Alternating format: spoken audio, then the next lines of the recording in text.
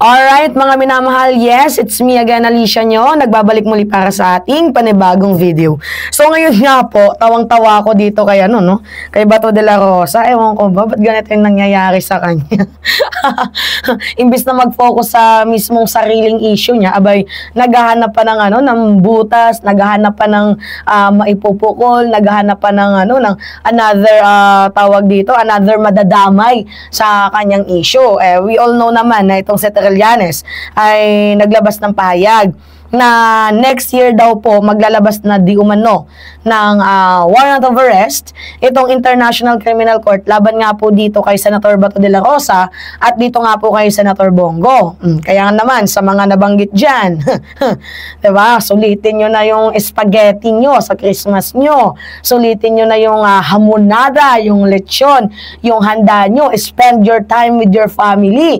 Literal na dapat ganun yung atake. Lahat ng mga occasion, daluhan nyo na kasi we do not know, 'di ba? Na baka nga totoo na mahuli kayo, 'di ba? So ngayon, itong si Senator Bato de la Rosa, mga minamahal, nagsalita, sinagot niya itong si Trillanes. Ang sabi niya dito, humina na daw kasi ang funding ni Trillanes dahil lumayas na si Zaldico at hindi na si Speaker Romualdez, kaya postponed na naman siya sa ICC warrant. Yan po yung ngayon yan tawag dito ni Senator Ronald Bato de la Rosa. Grabe yung twist, no? Ni Senator Bato, like mapapasabi ka na lang na imbis na pagpokusan mo yung sarili mo, 'di ba, tungkol sa pananagutan mo dito, bigla mo pang dinamay itong si House Speaker Martin Romualdez at ang sabi pa nga niya, 'di ba, humina daw yung funding, which is nasaan yung ebidensya mo? Pwede kang kasuhan ni House Speaker niyan. Pwede kang kasuhan din ni Trillanes niyan. Okay lang na magsalita kayo ng ganyan, pero pag kayo yung pinagsasalitaan ng ganyan, ayaw ninyo? Mga kupal ba kayo, boss? Tanong lang. Kasi una sa lahat, mga minamahal, ano yung connection naman ni House Speaker Martin Romualdez dito kay Trillanes? Ano ba yung connection? Diba? Kasi ang tanong dito, may hawak bang ebidensya itong si Senator Ronald Bato de la Rosa? Or baka maybe haka-haka lang? Kasi dyan sila magaling diba? Sa Mambintang, diba? Diyan sila magaling sa yung pares kay Sara Duterte. Patagal na naming alam yan. Oo, yung mga about sa maleta na yan, sa suitcase na yan, na may mga limpak-limpak na salapi. Buti na lang, itong si Sara Duterte, hindi marunong sa salitang less talk, less mistake. Diba? Kasi ang niya, the more you talk, the more you create mistake. Literal na nahuhuli ang isda sa bunganga. Alam mo naman palang mayroong corruption, ba't ngayon ka lang pumiyok? Kung saan kayo nagkakaroon ng away-away. Alam niyo tawag doon? Leverage ba?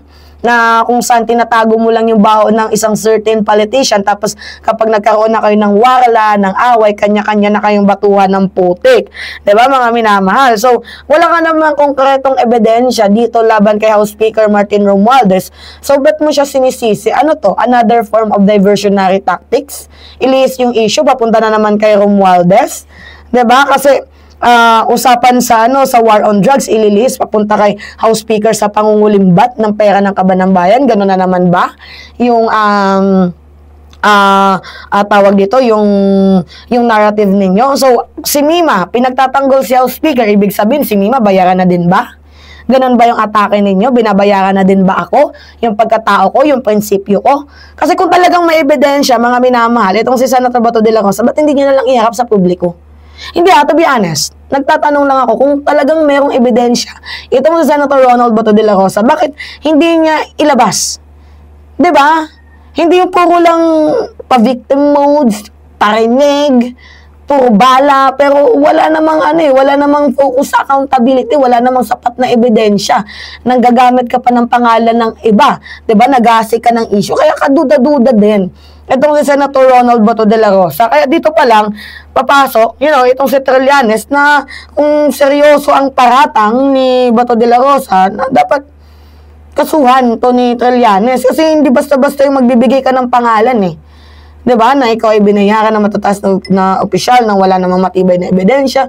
Hindi hindi tama yun diba, wala ka namang sapat na ebidensya wala ka namang matibay na ebidensya Distraction ang ginagawa ni Senator Bato de la Rosa at kung yung sa West Philippine issue, yung driving blocking maneuver. Dito naman sa political maneuver. Yan yung ginagawa ni Senator Ronald Bato de la Rosa. Kaya tama lang talaga na mapanagot or tama lang talaga ang sinabi ng Trillanes. Maybe kinakabahan yan. I'm pretty sure mga minamahal na maybe kinakabahan yan itong si Senator Ronald Bato de la Rosa. Kaya nagbibitaw siya ng mga ganyang salita. Diba? Tapos si pa daw, Trillanes daw ang nag-welfare check. Malaman-laman natin yung Philippine Embassy naman pala. At saka, mga minamahal, paano ba mag-welfare check itong si Trillanes? In the first place, isipin ninyo paano siya makakapunta sa loob ng kulungan? Diba, bago ka makapasok doon, kakausapin yung nakakulong na ito yung bibisita sa'yo. Siyempre, ngayon, kunyari ako yung nasa kulungan. Sasabihin, oy Mima, may bisita ka. Tatanungin ko sino? Kaaway ko. Do you think papapasukin ko? Ha? Do you think papapasukin ko? Di nagsalpukan yung dalawang yan. Diba? Kahit payat na yan dyan si Digong Kuno, magsasalpukan talaga yung dalawang yan. Diba? Tapos, ang drama-drama ninyo na itong si daw? Itong si Digong may sakit na. Kaya hindi niya na daw kayang humarap sa hearing. Ngut-ngut mo ba to? Naku, pag yan nakalusot, ibig sabihin, ganyan din yung pwede mong gawin na kunyari magkakaroon ka ng Alzheimer's disease, di ba, na mayroong pagkalimot-limot, sundot kulangot, di ba, limot-limot ang atake man kuno. Pero yung totoo, pag nakalusot dyan si Digong, pwedeng ganon din yung magiging palusot mo, di ba? So, may pattern di ba, mga minamahal? Itong si Senator Ronald Bato de la Rosa, may pattern kaya masyadong kumakatig, di ba? At ito namang si Bongo, denial din to masyado di ba? Masyadong denial itong si Senator Bongo.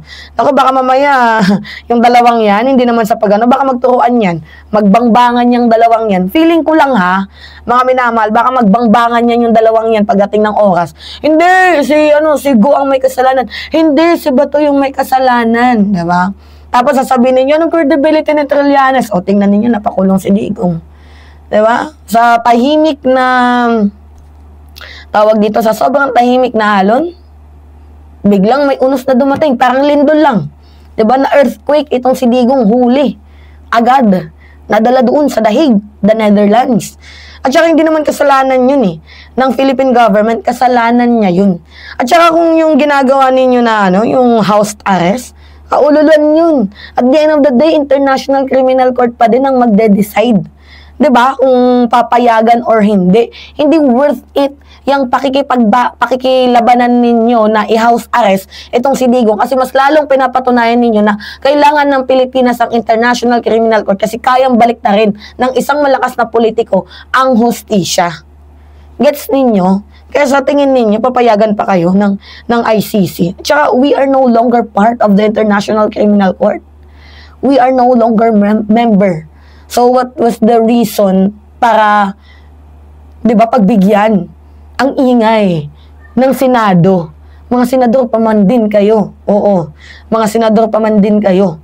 Tapos ganito yung ginagawa ninyo. Pakatarantado nyo naman. Alright, mga minamahal, yes. It's me again. Yun lamang po.